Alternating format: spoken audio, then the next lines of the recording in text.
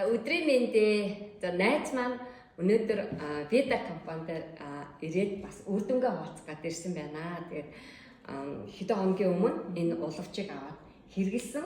Тэгээд гой үр дүнгээ хуваалцаж байна. За баярлалаа. За би энэхүү уловчийг аваад хэрэглэх явцад эхний 2 өдөр хөлийн уус маш их өвдсөн.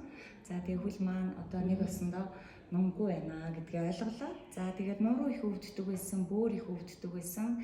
За тэгээд зүүн талын ташаа зүүн хөл дагаж өвдөжсэн өвдөлт маань уловч хэрэглэх явцад үнэхээр одоо ор мөргөө алга болцсон байна.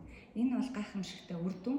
Тэгэхээр бид нар уловч одоо гутлынхаа усанд хийх явцад тийм ээ ингэж үр дүн гардаг гэдгийг би одоо өөр дээр үнэхээр мэдэрлээ. Тэгээд энэхүү уловчийн маань ид шидийг хэрэгэлсэн хүн болгон өөрсдөө үзэх байхаа гэж би бол баттайгаар хэлмээр байна.